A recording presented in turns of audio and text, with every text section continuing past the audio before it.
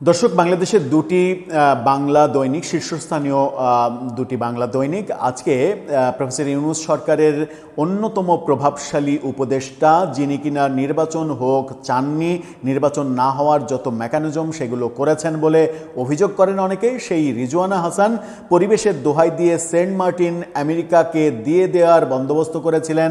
সেই কারণে সেন্ট মার্টিনে এক ধরনের অলিখিত ভিসা পদ্ধতি চালু করেছিলেন। এই ব্যাপারগুলোর জন্য যাকে দায়ী করা হয় সেই রিজওয়ানা হাসান এবং তার স্বামী সম্পর্কে চাঞ্চল্যকর দুর্নীতির তথ্য সামনে এনেছে তারা, এবং তারা বলতে চাইছে যে আওয়ামী লীগ সরকারের এক দুর্নীতিবাজ মহাপরাক্রমশালী প্রতিমন্ত্রীর সম্পদ লুটেপুটে খাচ্ছে তারা।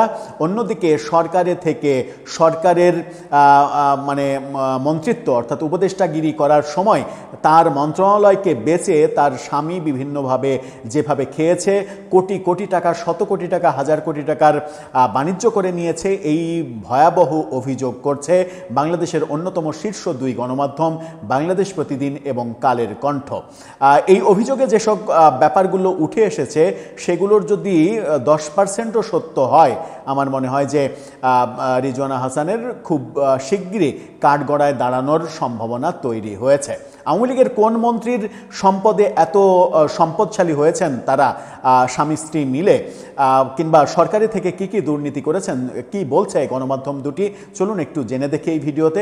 থাকবেন পলিটিক্স টিভির নিয়মিত আয়োজন। দর্শক, বলছিলাম উপদেষ্টা রিজওয়ানা হাসানের দুর্নীতির কথা। তার আগে একটি মানবিক কথা বলতে চাই। ফুড ফর অল, সবার জন্য খাদ্য, এই স্লোগান নিয়ে এই নতুন একটি চ্যানেল কয়েকজন তরুণ অসহায়, ক্ষুধার্ত, দুস্থ মানুষের পাশে রান্না করা খাবার নিয়ে দাঁড়াচ্ছে।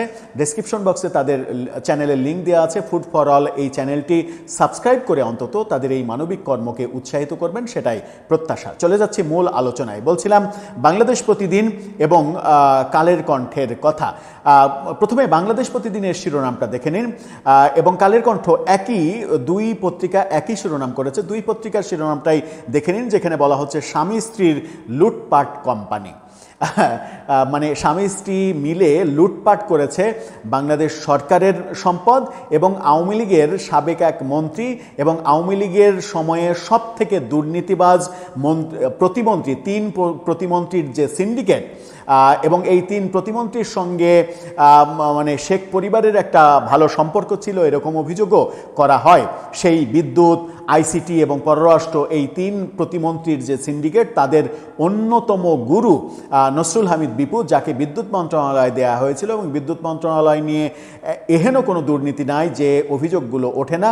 সেই বিপুর কোম্পানি, প্রতিষ্ঠান, কারখানা, জমি, এগুলোর বেনামে মালিক সেজে রিজওয়ানা হাসানের স্বামী এখন হয়েছেন হাজার হাজার কোটি টাকার মালিক, এরকম তথ্য এসেছে।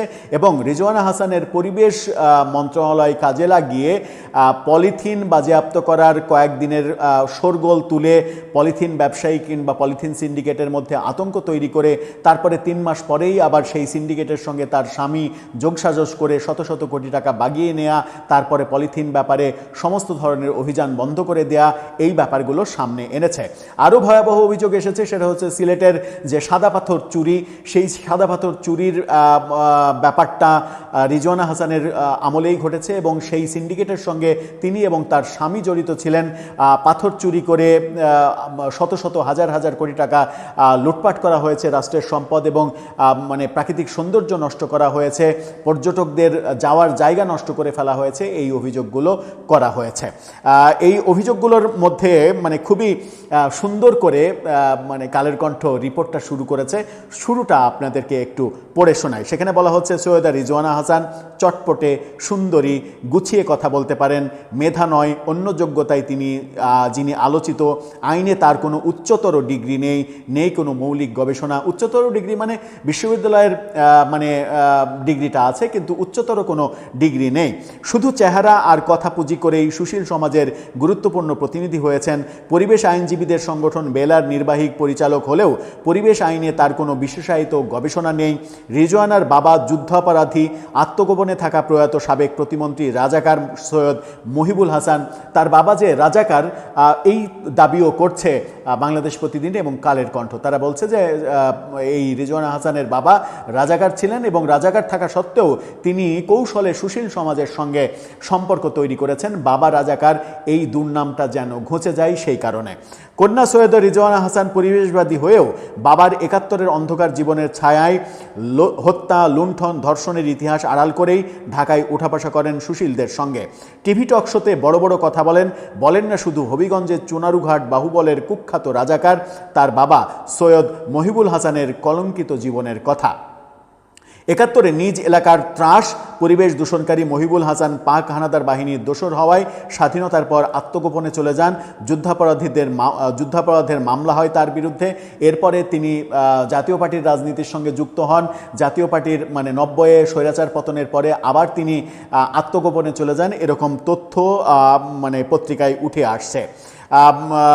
বেলার ব্যাপারে তিনি বলছেন যে রিজওয়ানা হাসান ঢাকা বিশ্ববিদ্যালয়ে আইনে পড়াশোনা শেষ করে ডক্টর মহিউদ্দিন ফারুকের পরিবেশ আইনজীবী সমিতিতে যোগ দেন। অল্প সময়ের মধ্যে ডক্টর ফারুকের সঙ্গে তার ঘনিষ্ঠতা তৈরি হয়। মহিউদ্দিন ফারুকের অকাল মৃত্যুর পর ন্যূনতম যোগ্যতা না থাকলেও রিজওয়ানা বেলার নির্বাহী পরিচালক হয়ে যান। এরপরে বেলা তার লক্ষ্যচ্যুত হয়। পরিবেশ আইন নিয়ে গবেষণা ও সচেতনতার বদলে রিজওয়ানা বড় বড় শিল্প কারখানা টার্গেট করেন এবং শিল্প কারখানায় পরিবেশ অনুযায়ী সব কিছু চলছে না এরকম মামলা মোকদ্দমা করে শিল্প কারখানা থেকে কোটি কোটি টাকা চাঁদাবাজি করেন, ব্ল্যাকমেল করেন। এই তথ্যগুলো উঠে এসেছে এই রিপোর্টে। এই রিপোর্টে দাবি করা হচ্ছে যে নসরুল হামিদ বিপুর একাধিক কারখানা নিজের নামে করে নিয়ে চালাচ্ছেন তার স্বামী। গুলশানের মতো এলাকায় একাধিক জায়গায় বিপুর যে জমি, অন্তত ৪-৫ বিঘা জমি, যে জমিগুলোর দাম অন্তত ১,০০০ কোটি টাকার বেশি, সেই জমিগুলো বিক্রি করার চেষ্টা করছেন। অন্তর্বর্তী সরকার নসরুল হামিদের সম্পদ বাজেয়াপ্ত করার পরেও কৌশলে উপদেষ্টা রিজওয়ানা হাসান প্রভাব খাটিয়ে আরেক উপদেষ্টা আদিলুর রহমানকে দিয়ে, আদিলুর রহমান ওই জমি জমা সংক্রান্ত মন্ত্রণালয়ের প্রধান ছিলেন, তাকে দিয়ে ওই জমিগুলোর ব্যাপারে যেন কোনো নজরদারি করা না হয়, সরকার যেন ওই জমিগুলো করায়ত্ত না করে, সেইভাবে ওই জমিগুলো বাইরে রেখেছিলেন এবং এখন সেই জমি বিক্রি করার চেষ্টা করছেন তার স্বামী। এবং তার স্বামী নসরুল হামিদের কোম্পানিতেই চাকরি শুরু করেন। তারা একসঙ্গে লেখাপড়া করেছেন। কোম্পানিতে চাকরি শুরু করা, ঘনিষ্ঠতা, বন্ধুত্ব। নসরুল হামিদ পালিয়ে যাওয়ার সময় তার সমস্ত কোম্পানি রিজওয়ানা হাসানের স্বামী দেখভাল করেন। একটা সময় আওয়ামী লীগের সময়ে এই রিজওয়ানা হাসানের স্বামী তিনি গুম হয়ে গেছেন এরকম নাটক সাজিয়েছিলেন তিনি। পরবর্তীতে এই নসরুল হামিদ বিপুই তাকে উদ্ধার করে এসেছিলেন। পরে অনেকেই মনে করছিল যে এটা আসলে সাজানো নাটক, সহমর্মিতা তৈরি করার নাটক। এই ব্যাপারগুলো উঠে এসেছে এই প্রতিবেদনে। যে তথ্যগুলো এই প্রতিবেদনে উঠে আসলো, তুলে আনা হলো, সিলেটের পাথর চুরি করা, পলিথিন বন্ধ করে হুঁশিয়ারি দিয়ে পলিথিন সিন্ডিকেটের কাছ থেকে শত শত কোটি টাকা বাগিয়ে নেওয়া, সেন্ট মার্টিন নিয়ে এক ধরনের জোচ্চুরি করা, পরিবেশ মন্ত্রণালয় নিয়ে যা খুশি তাই করা, এই ব্যাপারগুলো অভিযোগে উঠে এসেছে।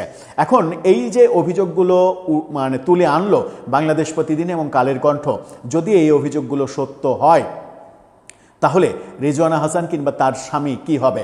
শুধুমাত্র একটা পয়েন্টই তো সরকার তাদেরকে আমার মনে হয় যে আইনের আওতায় আনতে পারে, যদি নসরুল হামিদ বিপুর সম্পদের দেখাশোনার দায়িত্ব কিংবা সেগুলোর সাময়িক মালিকানা কোম্পানি চালাতে যেন সুবিধা হয়, সেই কারণে নিজের নামে আপাতত ট্রান্সফার করে সেই কোম্পানি চালানো, তার স্বামী যে কাজগুলো করছেন, শুধুমাত্র এই কাজগুলোর জন্যই তো তাদের পরিবারে আমার মনে হয় যে আইনি দুর্যোগ নেমে আসার কথা।